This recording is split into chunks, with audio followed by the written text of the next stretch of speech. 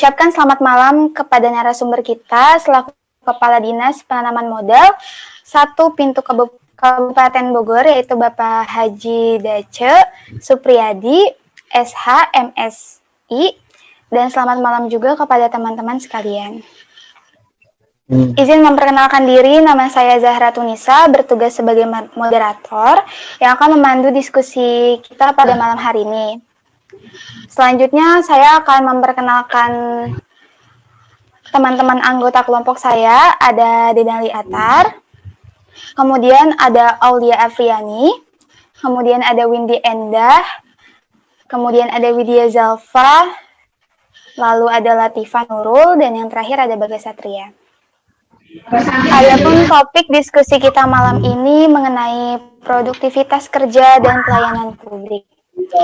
Untuk selanjutnya kita akan buka diskusi malam hari ini dengan beberapa pertanyaan terkait topik produktivitas kerja dan pelayanan publik.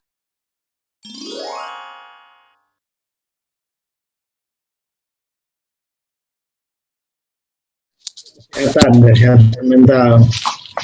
Ya, kalau sebagai pelayan itu kan melayani tugas pelayan publik itu dalam rangka melayani satu kegiatan untuk melayani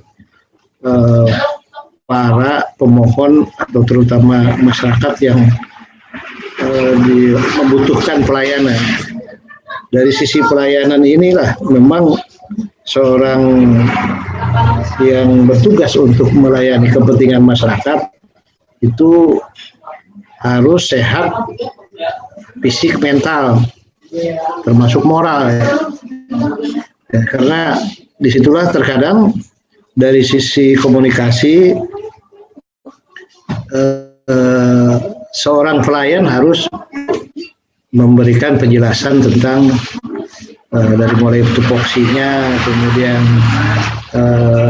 dikaitkan dengan apa yang dimohon oleh si pemohon dalam rangka terutama ya kalau di DPMPTSP itu kan Dinas Penanaman Modal dan Pelayanan Terpadu Satu Pintu. Jadi syarat untuk jadi pelayan itu memang tidak mudah. Dari mulai sikap, ya harus ramah, murah senyum, gitu kan.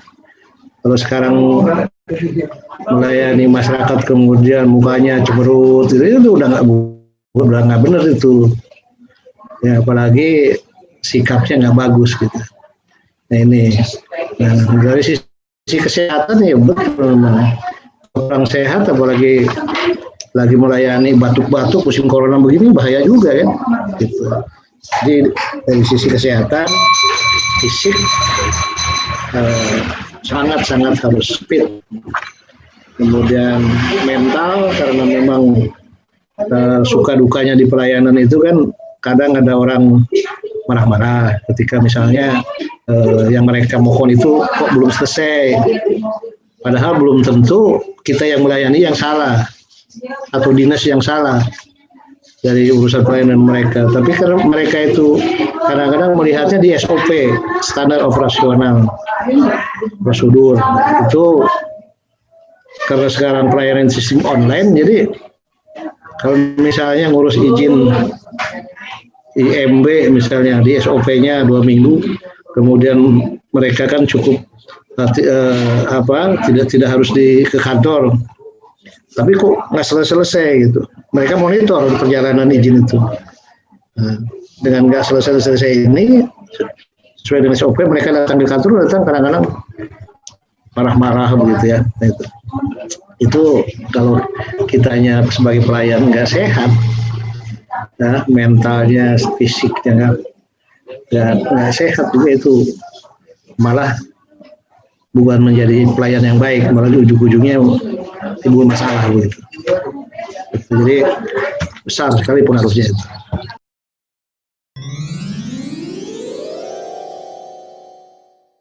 Ketika mereka memasukkan berkas, kemudian pas dicek persyaratannya kurang. Nah, ketika kita beritahukan kepada yang bersangkutan untuk segera dilengkapi, nah itu bisa berhari-hari tidak buru-buru dilengkapi lagi, gitu kan? Nah ini juga salah satu yang menghambat. Apalagi kalau dikaitkan dengan SOP kita, kan beda-beda itu SOP-nya. Pelayanan itu ada yang 3 hari selesai, ada yang 7 hari selesai, ada yang 2 minggu selesai. Seperti itu.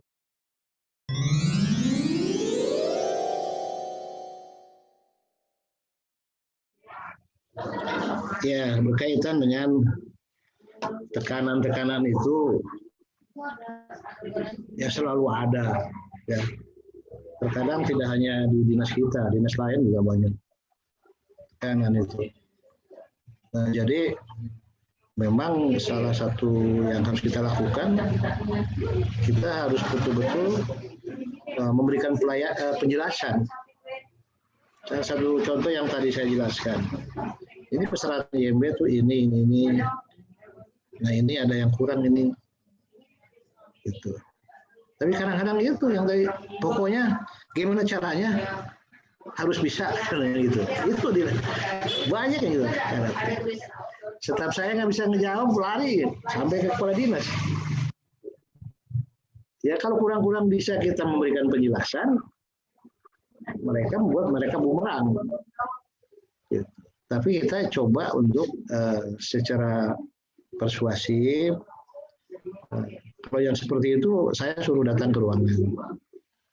Walaupun di belakangnya ada ini kayak begitulah. Yang berkaitan kan biasanya orang-orang yang rada kuat gitu biasanya. Nah, kita berikan penjelasan. Kita siap bantu, tapi tolong dirapikan dulu. Kalaupun perlu kami turun untuk membantu menyelesaikan persyaratan itu siap, kita siap. Yang penting ini prinsip ini harus ada.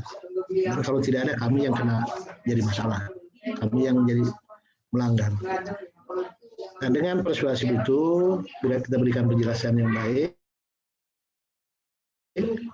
sampai kita menawarkan untuk persyaratan itu, ya kita tawarkan agar mereka itu bisa memahami. Tapi kalau mereka ya yang anak staf-staf kita di bawah tekanan kenceng kan menghadapinya itu mentalnya belum kuat, belum siap. Kebanyakan kita yang hadapi yang begitu. Atau kepala bidang saya gitu jelaskan. Jadi nggak bisa ketika ada yang menekan begitu terus langsung mentah. Itu ya jadi penyakit. Nah, ya biasa lah. Memang kadang-kadang ya agak sulit juga untuk kita menerapkan aturan sesuai dengan aturan yang ada itu. Ada aja yang suka mengganggu gitu, ada aja yang suka nyeleneh, bahkan tekanan dan sebagainya. Ya, jadi intinya kita memberikan penjelasan untuk meyakinkan supaya dengan persuasif ya Pak ya. Ya, lebih jadi, dengan persuasif ya.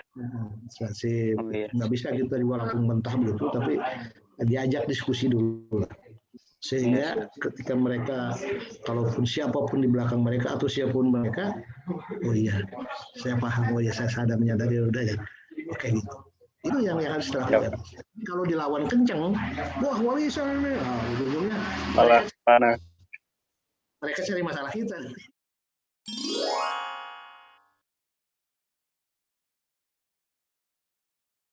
Hambatan dalam memberikan layanan, yang pertama sarana.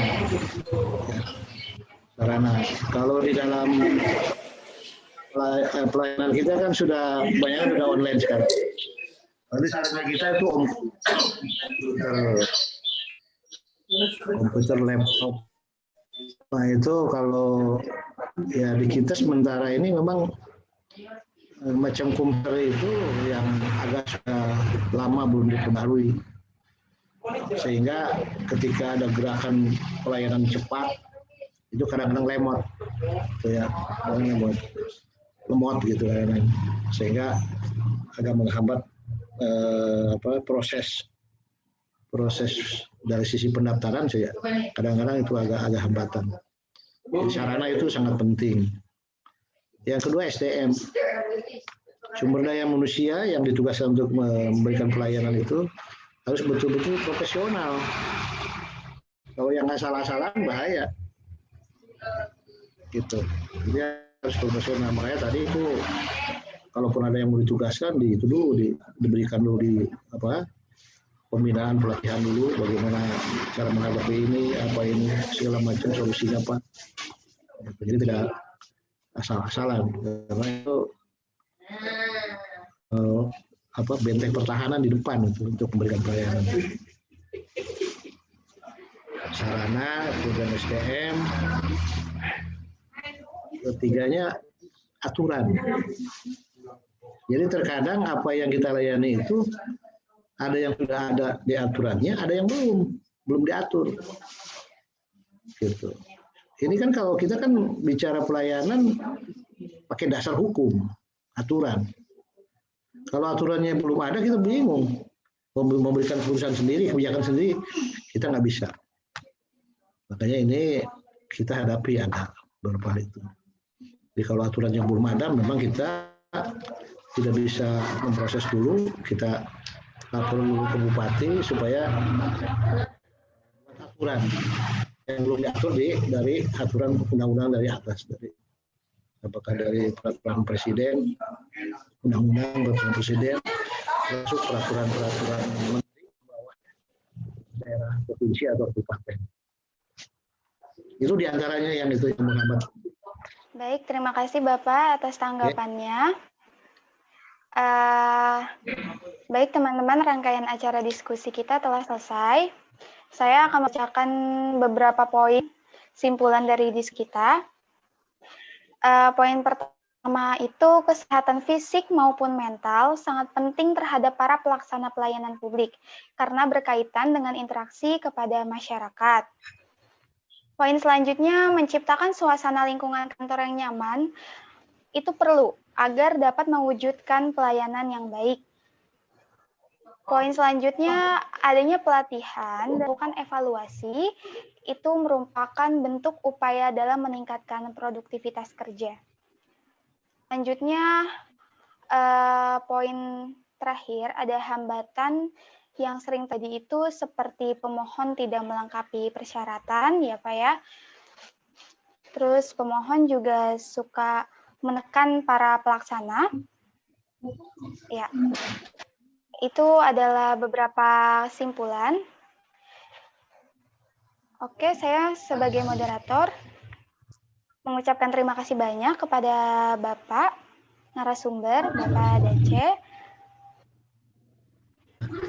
Kita tutup acara diskusi kita malam hari ini dengan mengucapkan hamdalah, alhamdulillahirabbil alamin. Saya selaku moderator minta maaf jika ada kesalahan dan kekurangan. Wassalamualaikum warahmatullahi wabarakatuh. Waalaikumsalam. Waalaikumsalam warahmatullahi wabarakatuh.